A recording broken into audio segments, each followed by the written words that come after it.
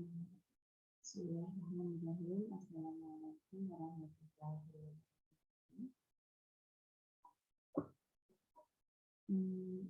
Alhamdulillahirrahmanirrahim.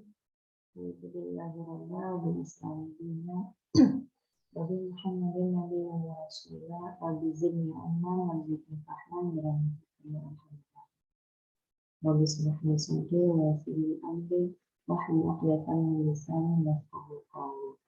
Ya Fattah ya Alim. Baik, alhamdulillah. Pada hari ini kita akan memulai perkuliahan kita yang kedua ya, meeting yang kedua. Ini mengenai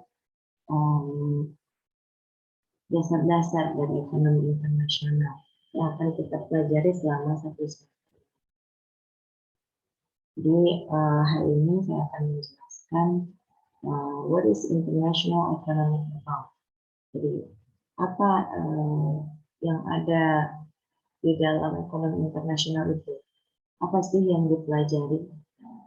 Kita akan bahas pada hari ini, insya Allah di video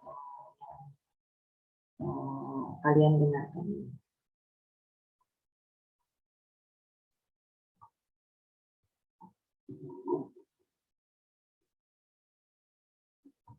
Baik. Nah, kalau kalian mengingat-ingat mengenai metode-metode yang dilakukan oleh para ekonom ya, antara international economy dengan domestic economics atau ekonomi dalam negeri, ekonomi yang kita pelajari seperti biasa, itu sebetulnya memiliki hal-hal fundamental yang sama saja. Prinsip-prinsipnya itu sama. Prinsip-prinsipnya sama dengan cabang-cabang ekonomi yang lain. Karena memang motif gitu ya, motif dalam ekonomi, kemudian juga behavior, itu setiap individunya tetap sama. Artinya ketika berbicara tentang trade atau market, perdagangan atau pasar, itu motif dan behaviornya tetap sama. Prinsip-prinsipnya tetap sama, seperti yang ada di dalam transaksi domestik.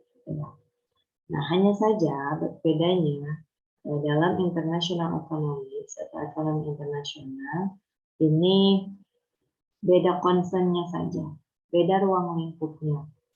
Kalau domestik kan memang hanya menjelaskan di dalam satu negara.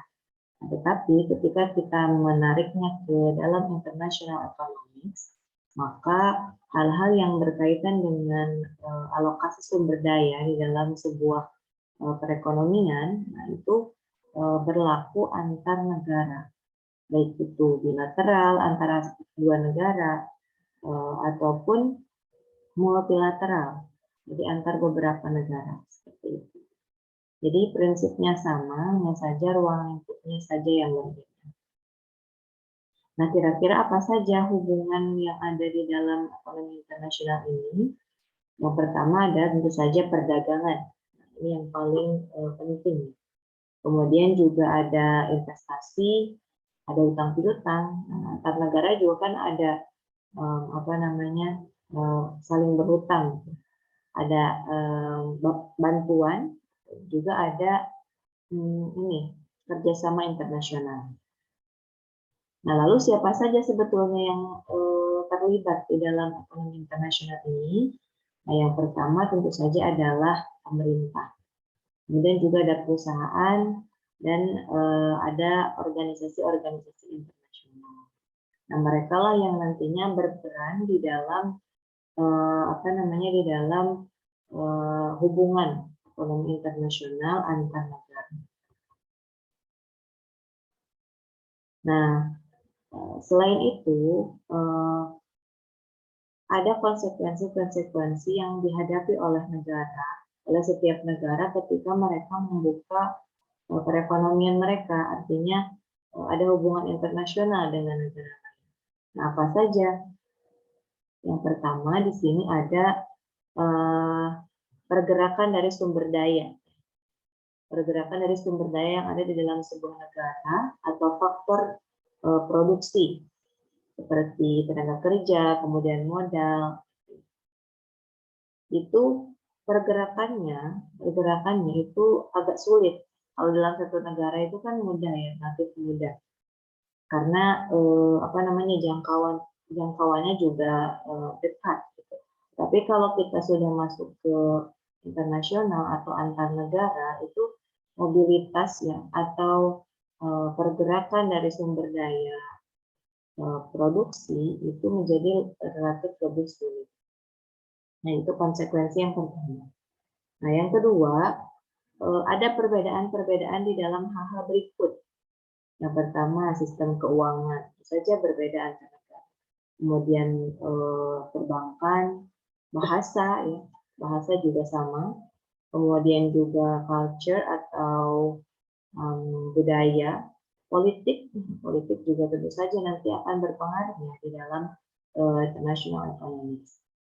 Itu yang kedua. Nah, yang ketiga adalah tentu saja di setiap negara itu memiliki faktor endowment atau faktor-faktor yang mendukung, artinya sumber daya yang berbeda-beda. Sumber daya yang berbeda-beda di setiap negara yang nantinya itu pasti akan menyebabkan perbedaan harga dari hasil produksi yang diproduksi oleh negara tersebut. Karena penyebabnya adalah perbedaan dari sumber daya yang dimiliki. Nah, itu adalah konsekuensi ketika sebuah negara itu membuka hubungan ekonomi internasional. Nah, ekonomi internasional ini juga dibagi ya. Jadi kalau kita biasakan mengklasifikasi dasar ekonomi kan mikro dengan makro. Nah, sama di dalam ekonomi internasional juga ada aspek mikro dan juga ada aspek makro. Nah, aspek mikro tentu saja yang berkaitan dengan hal-hal sell and buy and sell ya. Jual dan beli di dalam international market atau pasar internasional. Kita kan sering mengenalnya dengan ekspor impor. Nah, itu adalah pasar ya. Itu adalah pasar ekonomi internasional. Nah, lalu yang kedua adalah aspek makro. Nah, aspek makro ini berkaitan dengan distribusi pendapatan ya. Karena kan kalau sudah berkaitan dengan ekspor impor nanti ada transfer of money ya di situ. Nah, pasti ada income distribution, ada distribusi pendapatan. Orang-orang yang menjual akan mendapatkan hasil dari perdagangannya. Gitu. Kemudian juga ada work opportunity atau kesempatan kerja. Ketika sudah masuk ke ekonomi internasional, ya diharapkan kesempatan kerja juga akan lebih luas kan. Nah, di samping hal itu, tentu saja pemerintah pastilah yang akan berperan sangat penting di dalam mengatur perdagangan dan juga investasi yang ada di dalam ekonomi internasional. Karena pemerintah yang nantinya bertanggung jawab kan akhirnya. Nah, pemerintah juga di sini yang nantinya harus mengontrol supply of currency, mata uang. Jadi mengatur bagaimana agar mata uang negara tersebut, mengatur mata uang negara tersebut agar tidak sampai jatuh. Jadi tetap bisa bertahan meskipun ada interaksi dengan yang lain. Oke. Nah, itu mungkin sekilas tentang ekonomi internasional. Dasar-dasarnya ya seperti itu. Kemudian kita masuk ke sini. Why a country trades with others? Jadi kenapa sih negara itu harus berdagang dengan yang lain? Harus ada perdagangan dengan yang lain. Kenapa tidak cukup saja dia berdagang di dalam negaranya saja? Kenapa sih? Nah, alasannya. Oke, ini adalah alasannya. Alasan utamanya tentu saja nanti arahnya adalah karena adanya perbedaan harga satu barang ya, di sebuah negara dengan negara lainnya. Nah, lalu apa penyebab dari ada perbedaan harga ini? Nah, ada dua. Yang pertama adalah perbedaan dari biaya produksinya. Yang kedua, karena perbedaan dari pendapatan dan juga desire, ya, selera, selera. Jadi ada perbedaan ini apa namanya, pemasukan, income, dan juga ada perbedaan selera. Nah, lalu bagaimana yang perbedaan karena perbedaan harga karena biaya produksi yang berbeda? Nah, di sini penjelasannya bahwa setiap apa namanya, biaya produksi ya, biaya produksi itu yang nantinya menentukan perbedaan harga. Kan biaya-biaya produksi itu seperti gaji gitu ya, kemudian biaya dari biaya modal, kemudian ongkos sewa, biaya bahan baku, ada efisiensi cost, biaya efisiensi. Nah, ini kan biaya-biaya produksi. Nah, pasti di setiap negara itu berbeda. Nah, perbedaan-perbedaan dari apa namanya, biaya produksi ini sebelumnya kan juga disebabkan oleh apa namanya, jumlah, kemudian tipe, kualitas, dan bagaimana negara tersebut atau perusahaan tersebut mengkombinasikan faktor-faktor produksi yang digunakan. Nah, hal inilah yang kemudian perbedaan-perbedaan di dalam hal-hal tersebut lah yang nantinya menimbulkan perbedaan harga, sehingga nanti perbedaan harga ini yang mendorong negara tersebut untuk melakukan perdagangan dengan negara. Nah, ini dari sisi supply ya, dari sisi penawaran. Nah, kalau perbedaan di dalam pendapatan dan selera ini dari sisi permintaan ya, karena memang berkaitan dengan konsumen. Konsumen yang memiliki income, yang memiliki pemasukan, kemudian yang memiliki selera yang berbeda. Nah, bagaimana ketika income naik, income dari seseorang itu naik, tentu saja permintaan barang dari individual tersebut itu akan naik juga. Baik itu barang-barangnya adalah barang domestik ataupun barang impor. Nah, sehingga ketika ada kenaikan permintaan terhadap barang-barang impor, nah maka negara tersebut akan melakukan perdagangan internasional. Nah, lalu selera, yang kedua adalah selera. Selera ini sebetulnya ini ya, jadi seperti apa ya kalau selera itu? Berbeda lah dengan satu individu dengan individu yang lain.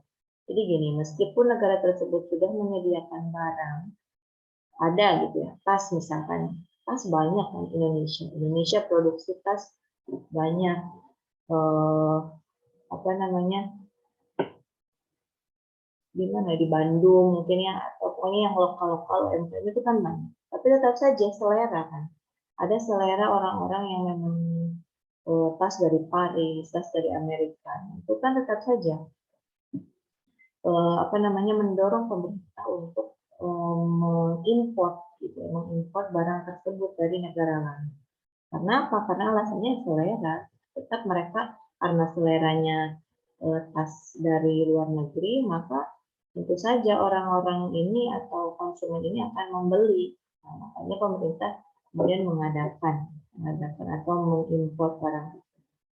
Nah, itu adalah dua alasan yang menyebabkan adanya perbedaan harga. Nah, harga pasti tentu berbeda kan ketika barang impor dengan barang domestik. Nah, karena perbedaan harga inilah yang kemudian akhirnya mendorong adanya perdagangan internasional. Oke, itu dasar ya. Jadi yang harus kalian pahami ada dua alasan tadi. Nah, kalau ini adalah materi-materi yang akan kita ini ya, akan kita pelajari. Jadi subject matters in international economics biasanya mencakup ini. Nah,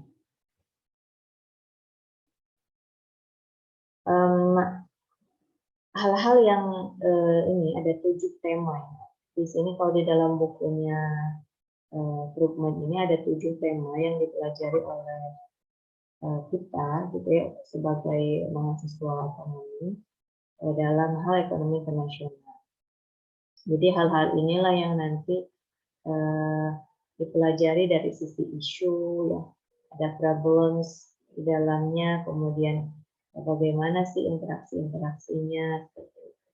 Nah, apa saja? Yang pertama adalah gain from trades atau keuntungan yang dihasilkan dari perdagangan.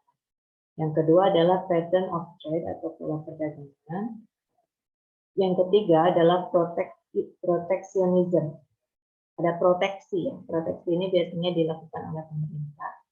Kemudian kesininya adalah balance of payment, neraca pembayaran ya, exchange rate, nilai tukar, kemudian international policy coordination, koordinasi kebijakan internasional, dan yang terakhir adalah international capital market. Oke, kita akan bahas satu-satu sekilas saja mungkin ya, karena memang nanti kita akan pelajari dalam satu semester. Tapi karena memang kita hanya 3 SKS, jadi tidak akan semua ini kita pelajari. Saya kira kita hanya akan pelajari tentang ya lebih fokus ke nomor 1, 2, dan 3 ya. Iya betul. Karena untuk yang kesininya ini tidak cukup ya waktunya. Ya, seperti itu. Oke, yang pertama adalah gains from trade. Gains from trade ini adalah keuntungan dari adanya perdagangan. Setiap seseorang ingin berdagang atau siapapun yang ingin berdagang, tujuannya apa? Tujuannya adalah untuk mendapatkan keuntungan ya. Seperti itu. Nah, di dalam perdagangan internasional itu juga sama. Ada keuntungan di situ. Ya, ada gains, ada keuntungan. Nah, tapi di sini katanya di dalam buku itu banyak orang yang berpikir skeptis gitu ya, bahwa memang betul ada keuntungan gitu dari perdagangan internasional. Apakah ada keuntungan dari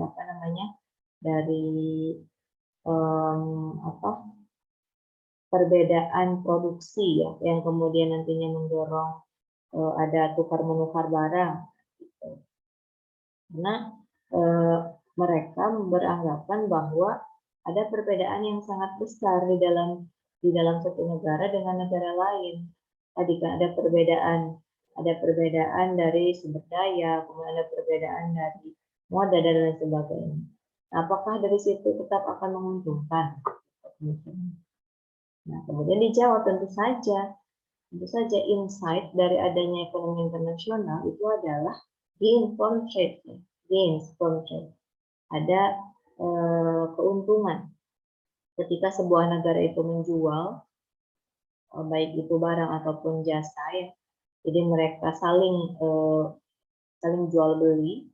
Tentu saja dari pertukaran tersebut akan menimbulkan mutual benefit atau saling menguntungkan. Jadi kedua belah pihak sama-sama diuntungkan. Seperti itu. Karena kan tidak mungkin ya seseorang ingin menjual tapi dia rugi. Gitu. Ingin melakukan jual beli tapi dia kemudian rugi. Ataupun orang ingin membeli kemudian dia rugi. Kan tidak mungkin. Pasti dua belah pihak itu memikirkan juga apakah aku akan untung dengan melakukan perdagangan ini, seperti itu. Nah, di sini ada beberapa contoh keuntungan yang didapatkan dari perdagangan. Nah, yang pertama ini adalah keuntungannya itu ketika terjadi keuntungan ketika ada dua negara itu tetap bisa melakukan perdagangan. Dua negara tetap bisa melakukan perdagangan meskipun salah satu di antara negara tersebut itu lebih efisien dalam memproduksi daripada yang lain. Kalau lebih efisien artinya kan biaya produksi dia lebih rendah dan keuntungan dia juga lebih maksimal. gitu. Ataupun ketika produsen itu lebih apa ya, kurang efisien ya. Misalkan dia tetap harus membayar biaya biaya material atau biaya bahan mentah yang tinggi misalkan. Itu kan berarti kurang efisien. Nah, ini meskipun ada di dalam kondisi seperti itu, ketika melakukan perdagangan itu di dalam teori tetap akan mendapatkan keuntungan. Kedua negara tersebut akan tetap saling menguntungkan. Caranya dengan apa? Caranya dengan ini. Nah, di sini kalau memang less efficient country ya, itu dia caranya dengan membayar gaji yang lebih rendah. Nah, mensiasatinya dengan memilih karyawan-karyawan yang memang bisa dibayar dengan harga yang lebih rendah. Itu adalah untuk meningkatkan efisiensi salah satunya. Seperti itu. Jadi tetap saja bisa melakukan perdagangan dan saling menguntungkan. Yang kedua adalah ini, jadi bisa mendapatkan keuntungan ketika sebuah negara itu mengekspor barang-barang yang mereka produksi dan faktor-faktor produksi yang mereka miliki itu adalah ini abundant itu melimpah. Nah, jadi faktor produksi yang mereka miliki itu melimpah, kemudian mereka ekspor ke negara lain hasil produksinya. Nah, dari situlah mereka akan mendapatkan keuntungan. Nah, sebaliknya, negara-negara yang memiliki sumber-sumber daya yang terbatas, yang langka, ya, kemudian mereka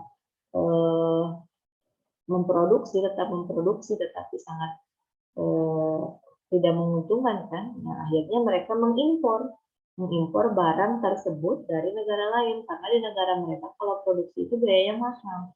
Gitu. Itu tetap mereka akan mendapatkan keuntungan. Artinya dari ekspor dan juga dari impor. Mengekspor barang yang sumber dayanya melimpah dan mengimpor barang yang sumber dayanya jarang, sumber dayanya kurang di negara. Dari situ negara tersebut akan mendapatkan keuntungan. Yang selanjutnya adalah ini spesialisasi. Jadi negara tersebut melakukan spesialisasi barang yang yang paling memungkinkan, yang paling bisa menguntungkan. Jadi kira-kira apa nih spesialnya dari negara tersebut? Barang apa yang memang bisa mendapatkan keuntungan yang melimpah. Nah, kemudian dispesialisasi. Indonesia misalkan spesialisasi padi, nah, karena mungkin biaya menumbuhkan padi di Indonesia ini sedikit seperti itu. Kemudian dispesialisasi, lalu setelah spesialisasi memproduksi yang banyak diekspor ke negara lain. Ini biasanya akan mendapatkan keuntungan seperti itu. Nah, kalau ini yang dua ini adalah adanya migrasi international migration atau international borrowing and lending. Ini sih nggak dipelajari ya. Pokoknya kalau international migration itu ada ini ya, bukan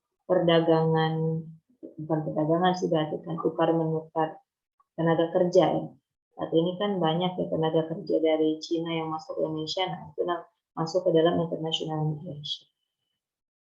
Lalu yang selanjutnya adalah international exchange of risky asset. Nah ini berkaitan dengan capital market. Ini juga tidak cukup ya untuk dipelajari, ini hanya pengetahuan saja.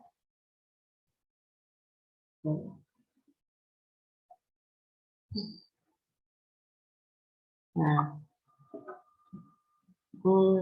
meskipun ya gini, jadi tetap ya ketika kita realistis, ketika kita berpikir realistis, tidak mungkin perdagangan itu untung terus, gitu.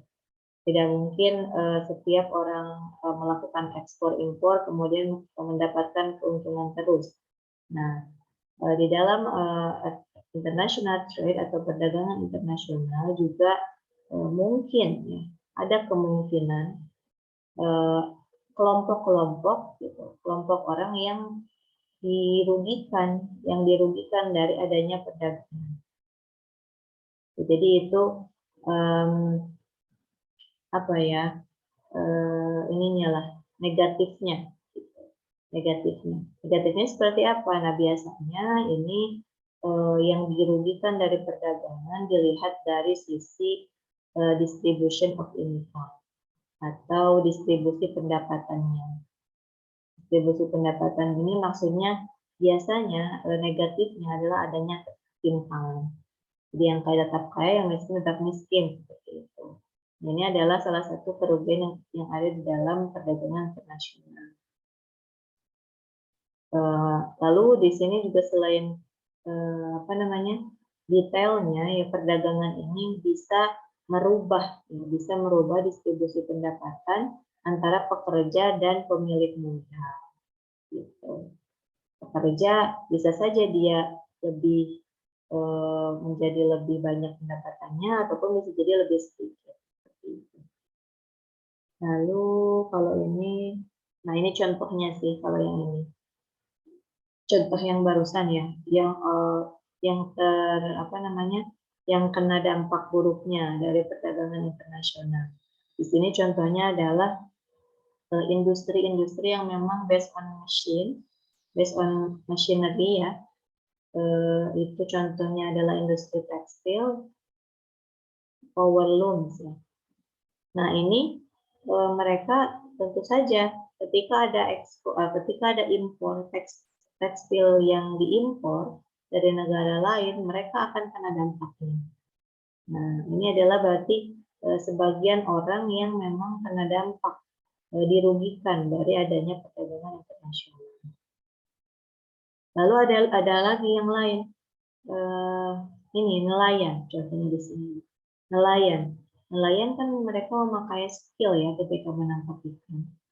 Nah, kalau ikan di dalam sebuah negara itu atau seafood banyak diimpor dari negara lain, nah dari mana mereka akan mendapatkan penghasilan? Dari mana nelayan akan bisa berkompetisi gitu? Karena biasanya kan yang diimpor itu lebih murah gitu ya harganya. Nah, bagaimana nelayan bisa mendapatkan pendapatan? Seperti itu. Nah, ini adalah kelompok-kelompok yang mendapatkan kerugian dari adanya perdagangan internasional. Jadi tetap ya ada dua sisi di sini, ada tidak untung semua seperti itu. Oke, yang selanjutnya adalah pattern of trade. Pattern of trade ini adalah pola perdagangan. Pola perdagangan ini maksudnya adalah teori ya, basic teori dari adanya perdagangan internasional yang dibuat oleh para ekonom. Jadi basic teori. Karena memang para ekonom ini ya, para ekonom kan biasanya diminta oleh pemerintah ya untuk memberikan suggestion atau memberikan rekomendasi terhadap sebuah kebijakan. Nah, mereka ketika berkaitan dengan ekonomi internasional khususnya, tidak akan serta-merta memberikan sebuah rekomendasi, memberikan sebuah masukan tanpa dasar teori yang jelas. Nah, teori inilah yang kita namai dengan pattern of trade, pola perdagangan. Pola perdagangan seperti apa? Nah, ini akan dipresentasikan nanti oleh kalian ya. Kelompok-kelompok awal itu ada Ricardian model, kemudian standard trade model, ada Hacker-Ohlin model. Nah, itu model-model ini masuk ke dalam pattern of trade gitu. Jadi nanti di dalam model-model tersebut akan diketahui. Jadi pattern itu maksudnya siapa yang menjual apa kepada siapa. Who sells what to whom. Siapa yang menjual apa kepada siapa. Itu nanti dipelajari di dalam pattern of trade.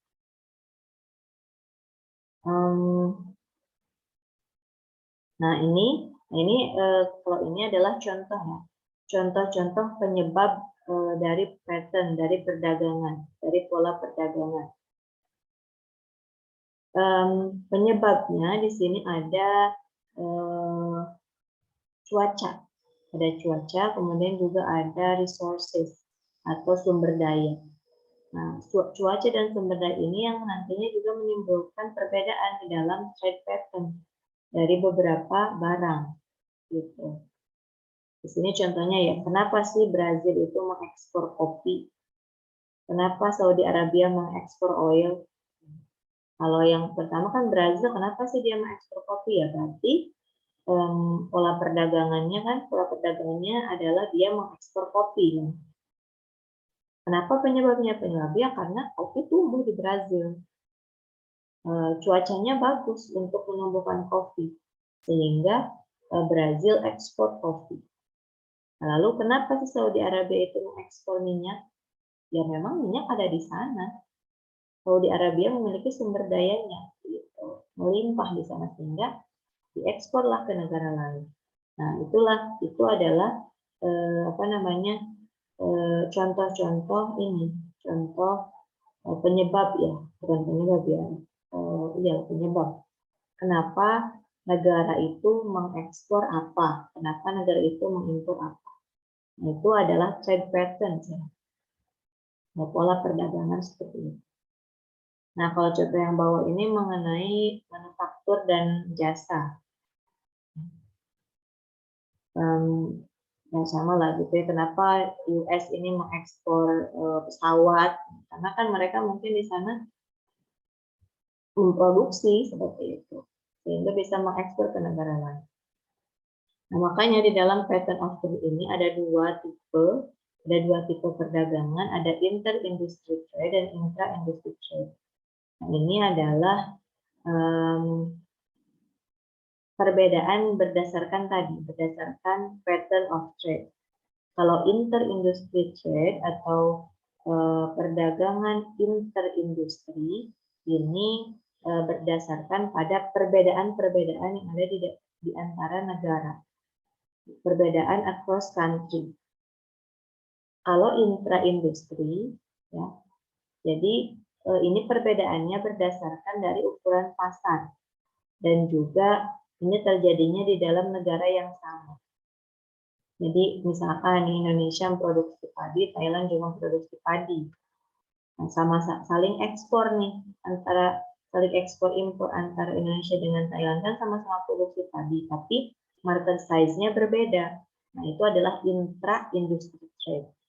Gitu. Tapi kalau inter itu ada perbedaan misalkan Indonesia mengekspor sawit, sedangkan misalkan Malaysia mengekspor coklat. Gitu.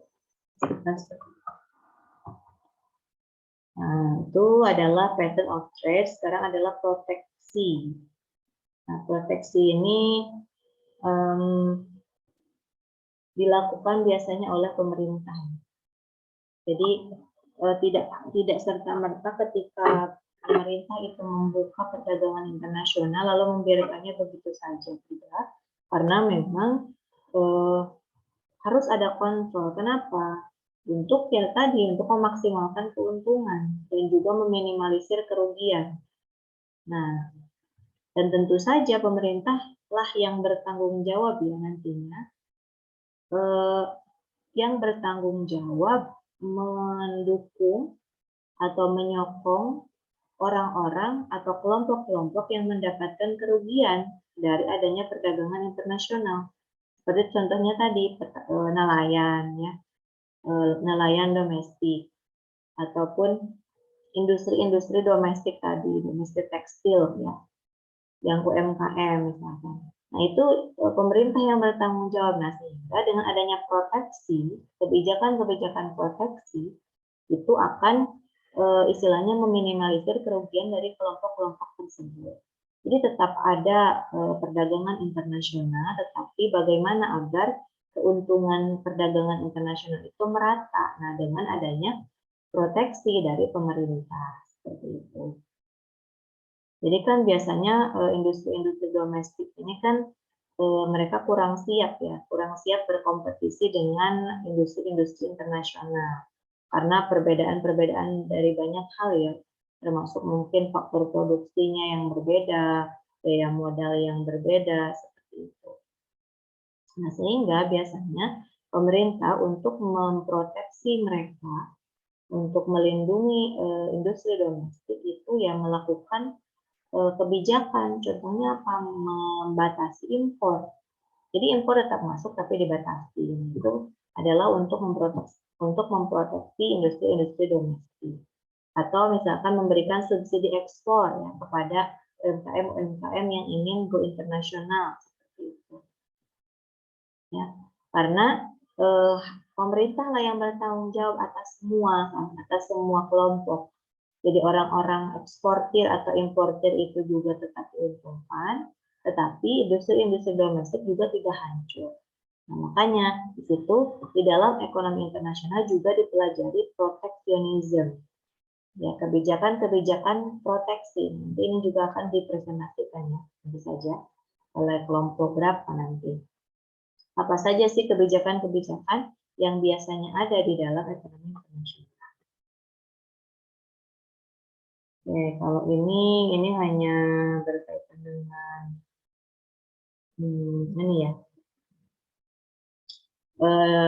Maksudnya di dalam slide ini adalah bahwa kebijakan apapun yang dikeluarkan oleh pemerintah ya, itu tidak serta-merta langsung dikeluarkan, tetapi pasti berdasarkan pada analisis-analisis yang dibuat. Ini biasanya ada cost benefit analysis ya, kemudian pokoknya ada teori yang digunakan ya, sebelum melakukan kebijakan atau sebelum memberlakukan sebuah kebijakan. Karena memang apa ya, tujuannya ya agar pemerintah ini bisa menghandle semua seperti itu. Tapi katanya gini ya, di sini realisasinya atau ya pada kenyataannya realnya analisis atau teori-teori yang digunakan itu memang tetap mungkin digunakan ya, tetapi tidak terlalu dibutuhkan katanya seperti itu, karena memang biasanya policy atau kebijakan-kebijakan perdagangan itu ditentukan oleh konflik of interest. Jadi ada apa ya istilahnya, politiknya lah, ada politik di dalam sebuah negara. Ya, jadi ini berkaitan biasanya dengan ekonomi politik. Kalau tadi kan bagaimana pemerintah mengeluarkan kebijakan, bagaimana caranya, itu kan masuk ke dalam ekonomi publik sebetulnya. Tetapi ketika masuk ke sini ada konflik of interest gitu ya di dalam sebuah negara, itu kan masuknya ke ranah ekonomi politik. Ya. Bagaimana pemerintah ini atau pejabat-pejabat ini apa ya istilahnya, membuat sebuah kebijakan seperti itu. Jadi ada hal-hal di baliknya seperti itu. Itu biasanya yang terjadi seperti itu terhadap bagaimana pemerintah mengeluarkan sebuah kebijakan. Oke, baik. Selanjutnya adalah balance of payment, neraca perdagangan. Ini mungkin tidak akan saya jelaskan lebih lanjut karena memang di dalam kita juga tidak akan pelajari sampai sini. Tetapi, oke, nah ini biasanya yang dibahas ya. Yang dibahas di dalam balance of payment, neraca perdagangan, jadi FDI atau Foreign Direct Investment dari perusahaan multinasional, ini dibahas di sini. Kemudian juga dengan international transaction, jadi transaksi internasional yang nantinya berkaitan dengan pendapatan sebuah negara. Lalu balance of payment juga mendiskusikan tentang international monetary policy, kebijakan-kebijakan moneternya. Kalau tadi kan kebijakan-kebijakan fiskalnya biasanya, tapi kalau berkaitan dengan neraca perdagangan itu nantinya masuk ke dalam aspek international monetary policy. Oke, selanjutnya adalah menentukan exchange rate atau nilai tukar. Nah, ini kan nilai tukar ini berperan sangat penting ya di dalam ekspor dan impor. Ketika ingin melakukan transaksi internasional, itu pasti eksportir ataupun importir itu melihat nilai tukar hari ini, ya. Karena memang dari nilai tukar itulah biasanya yang akan apa namanya, bisa melacak keuntungannya berapa, gitu ya. Karena memakai currency yang ini, yang saat itu, yang saat mereka melakukan perdagangan, currency-nya berapa, nilai tukarnya berapa. Ini aku, karena memang currency itu kan berubah setiap waktu ya, Pak. Jadi orang-orang yang berkaitan dengan perdagangan internasional ini harus mengecek selalu sebelum mereka melakukan transaksi. Oke, kalau ini hanya ini ya, sejarah, sedikit sejarah. Jadi sebelum Perang Dunia I, jadi nilai-nilai currency-nya itu ditentukan oleh gold ya, ditentukan oleh emas. Jadi based on gold currency-nya. Tetapi setelah Perang Dunia Kedua, US dollar. Nah, kita kan sekarang mengacunya ke US dollar. Ketika ingin melihat nilai tukar ya ke US dollar seperti itu. Ini hanya sejarah saja. Oke, nah ini. Jadi memang seperti itu tadi, seperti yang saya katakan bahwa nilai tukar ini selalu berubah ya. Fluktuasinya itu minute by minute. Jadi orang-orang yang berkaitan dengan perdagangan internasional harus setiap sering mengecek sebelum melakukan transaksi apapun. Oke, yang selanjutnya adalah koordinasi ini kebijakan. Ya. Nah, ini maksudnya adalah gini kan, kalau misalkan setiap negara kan memiliki kebijakan masing-masing, kan? Memiliki otoritas, pemerintah memiliki otoritas terhadap negara tersebut. Nah, lalu kalau negara tersebut atau setiap negara berhubungan dengan negara lain, kemudian mereka berjejaring internasional, lalu siapa yang akan istilahnya memberikan kebijakan, siapa yang akan memproteksi, siapa yang akan menyelesaikan permasalahan. Nah, ini di sini jadi ada lembaga-lembaga khusus yang memang bertugas seperti itu untuk menyelesaikan apapun yang terjadi di dalam international relationship, jadi hubungan internasional. Nah, ini jadi sebelum tahun 94 yang memberikan kebijakan-kebijakan terkait internasional ini adalah GATT ya, GATT, General Agreement on Tariff and Trade ya. Ini adalah International Trade Policy. Jadi mereka maksudnya dunia internasional mengacunya ke sini gitu ya, untuk setiap apapun yang berhubungan dengan ekonomi internasional. Tetapi setelah tahun 94 ini berubah menjadi dipegang oleh the World Trade Organization atau WTO ya. Nah, WTO ini sampai sekarang yang kemudian mengatur seluruh kebijakan-kebijakan yang ada di dalam organisasi internasional, maksudnya di dalam hubungan-hubungan internasional antar negara, baik itu dari sisi kebijakan, kemudian kalau ada masalah gitu ya, kalau ada apapun, nah itu WTO yang bertanggung jawab seperti itu. Oke. Nah, ini yang terakhir adalah International Capital Market ya. Jadi tidak hanya di dalam sebuah negara saja ya, International Capital Market ini atau pasar modal. Nah, di dalam dunia internasional juga ada. Jadi ada transfer of capital dari satu negara ke negara lain. Nah, ini masuknya nanti ke dalam International Capital Market. Jadi tercatatnya ke sini, ke internasional.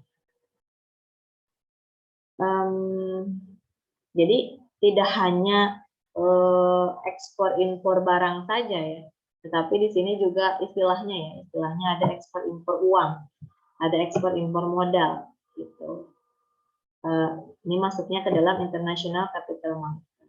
Nah, tapi di sini ada beberapa resiko ya yang terdapat di dalam international capital market. Yang pertama adalah currency depreciation.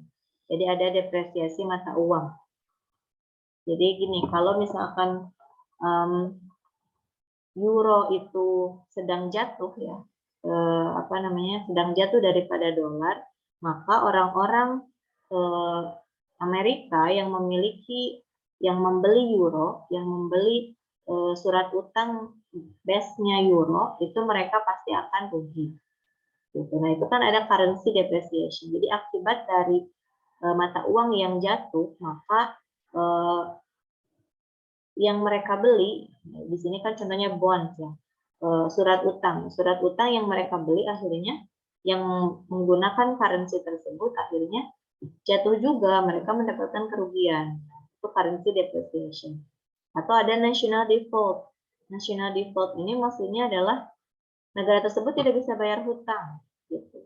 Bagaimanapun, karena memang mereka tidak punya uang, itu biasanya terjadi ya. Kan biasa ada sekarang kan Indonesia dikasih pinjaman oleh IMF gitu ya. Nah, kalau Indonesia benar-benar tidak bisa membayar hutangnya, itu nantinya masuk ke national default gitu. Jadi bisa saja Indonesia dibawa ke pengadilan internasional gitu. Tapi kan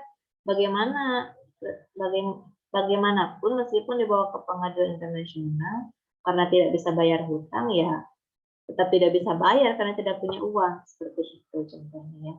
Itu adalah resiko-resiko yang biasanya terjadi di dalam international capital market.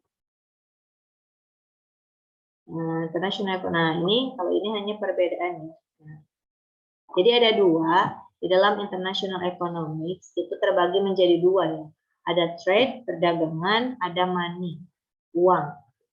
Yang dimaksud dengan international trade ini fokus terhadap transaksi yang real. Jadi ada barang, saling tukar-menukar barang atau jasa, seperti itu. Jadi ada physical movement, ada pergerakan secara fisik dari sebuah barang, seperti itu.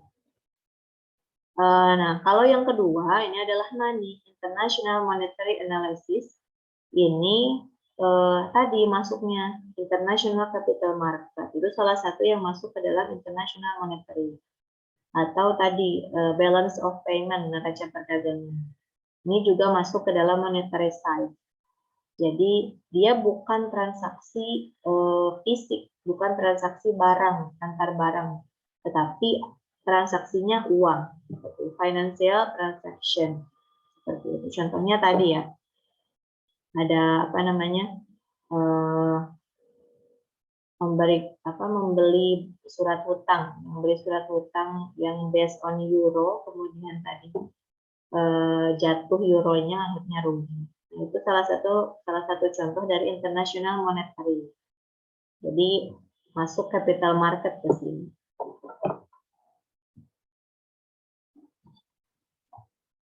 Nah, oke. Itu saja mungkin yang bisa saya jelaskan terkait dengan awalan ya, ruang lingkup dari ekonomi internasional, kemudian apa saja yang dipelajari dalam ekonomi internasional, fokus utamanya apa, seperti itu. Nanti kita akan bahas lebih lanjut, lebih detail di pertemuan-pertemuan selanjutnya. Terima kasih, mungkin saya akhiri pertemuan kita dengan bacaan hamdalah.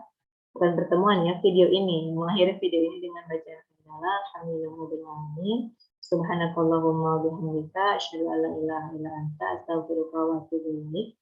Terima kasih atas perhatiannya.